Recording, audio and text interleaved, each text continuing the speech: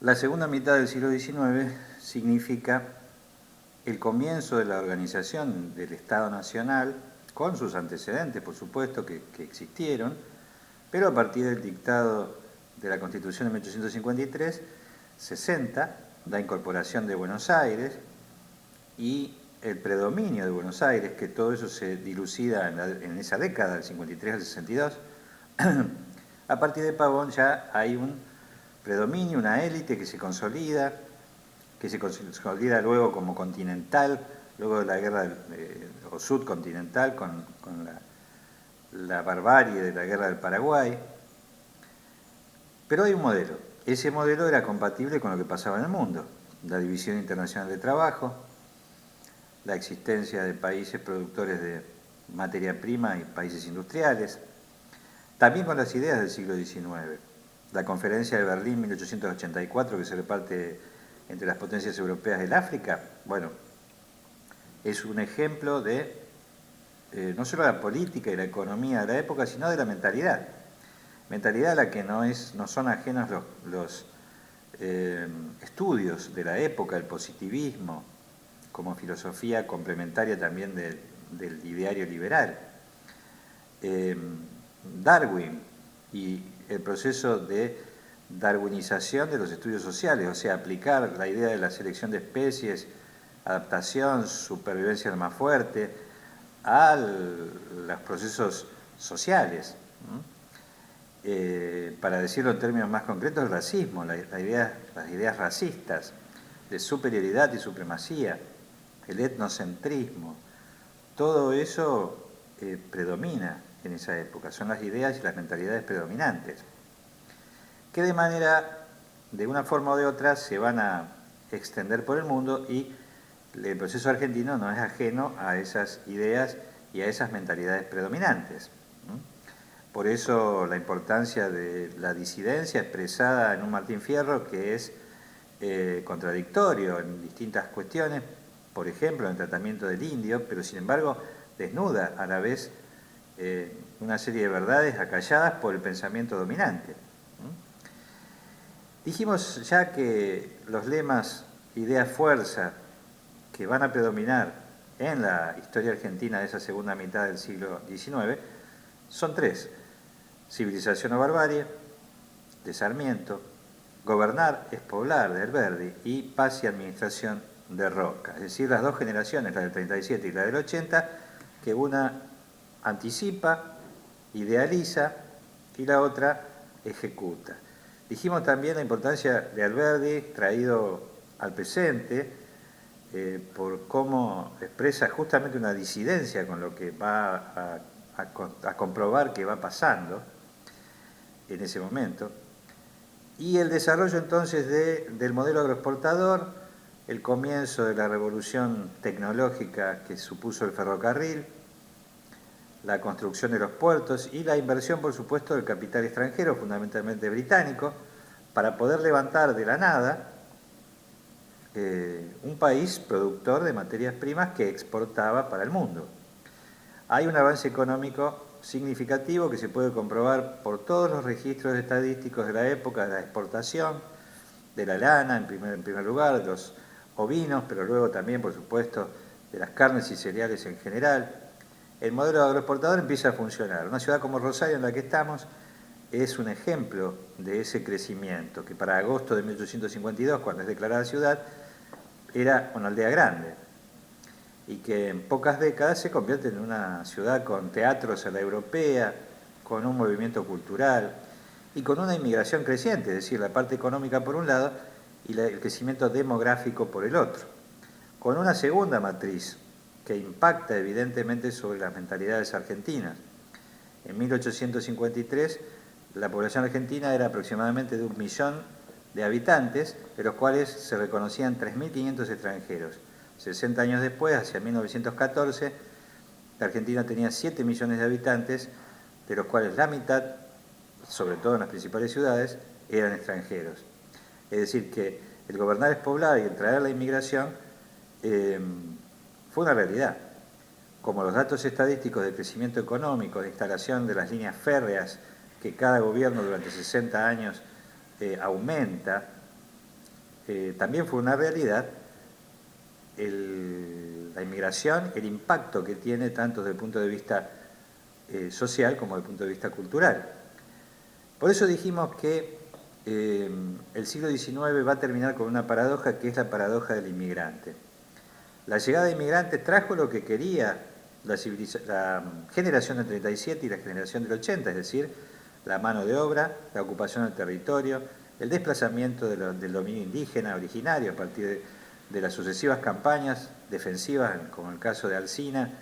y finalmente ofensivas, como el caso de Roca, sobre la base, por supuesto, del ferrocarril, vinculado sin duda a la necesidad de los capitales extranjeros de invertir en las zonas agropecuarias que se iban ampliando gracias a la campaña del desierto.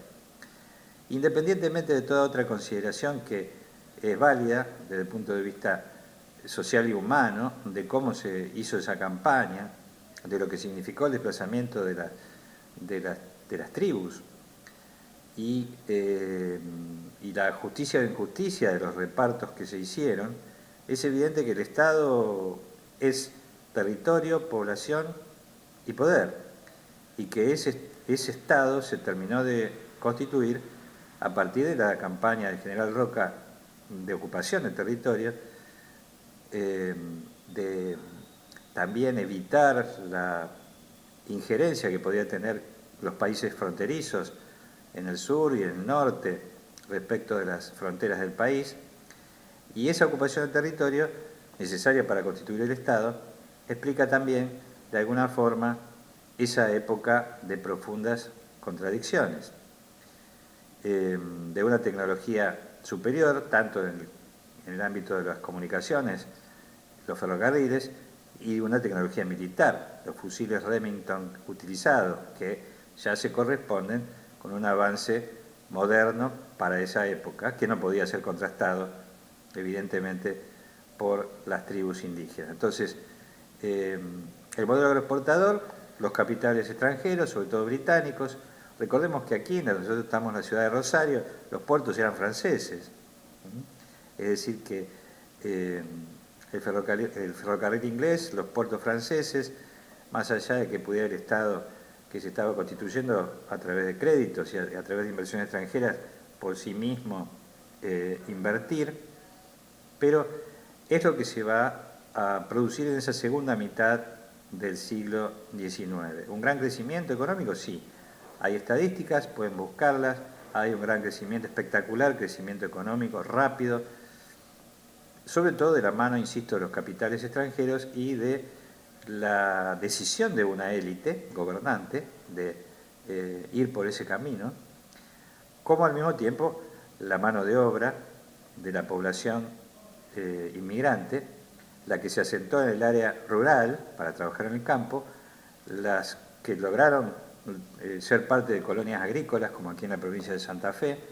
de la Pampa Gringa, y aquellos que no lograron insertarse y que se quedaron en los conventillos en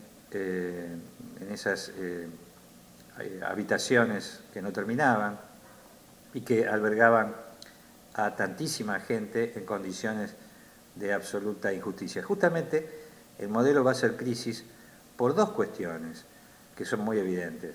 La cuestión social, es decir, cómo integrar a esa población venida del extranjero que no encontraba su lugar, que algunos se podían hacer la América y otros, la mayoría no. El segundo aspecto débil del modelo era la dependencia casi exclusiva de los capitales extranjeros, fundamentalmente británicos, que esa crisis se va a observar al comienzo del siglo XX con la Primera Guerra Mundial, hacia el término de la Primera Guerra Mundial, la gran crisis del 29-30, cómo impacta sobre la Argentina. Y además, un fenómeno que es específicamente mental, que es específicamente cultural. La crisis del modelo de la generación del 80 se empieza a observar cuando los inmigrantes, y de ahí la paradoja del inmigrante, traen sí la necesidad de trabajar, de obtener como mano de obra barata para que el modelo funcione, pero también trajeron toda su cultura. Una cultura que incluía las luchas sindicales,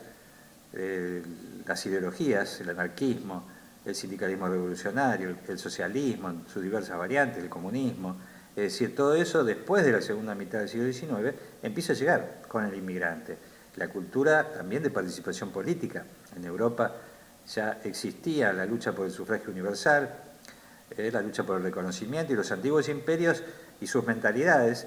tanto en Inglaterra como en Alemania como en Francia, empiezan a ceder. Y hay luchas, revueltas, revoluciones, y eso también llega con el inmigrante. De manera que si el inmigrante aportó soluciones para lo que pensaba la generación del 37 y la generación del 80, trajo consigo también el germen de la propia destrucción del modelo, que se va a observar a lo largo de las décadas y sobre todo en esa crisis ya entrado el siglo XX, con la irrupción definitiva de lo social y de las mentalidades del hombre masa. Pero eso lo vamos a dejar para el video correspondiente al siglo XX. Hasta allí entonces nuestro siglo XIX, nuestro acercamiento al siglo XIX, recordando que hemos tratado de darle primacía a la historia de las mentalidades, de cómo chocan unas y otras, de cuáles son las ideas fuerza y las ideas predominantes en un periodo y de cómo eso impacta sobre la realidad material. No hablamos solo de la aduana de Buenos Aires, de los intereses creados, de los intereses económicos en el reparto de la tierra, cosa que hay que hacer, pero que está muy transitado, sino que también hay que ver cómo chocan las mentalidades, cómo son las ideas predominantes de un periodo y cómo eso impacta sobre la realidad. Seguimos entonces ya en el siglo XX.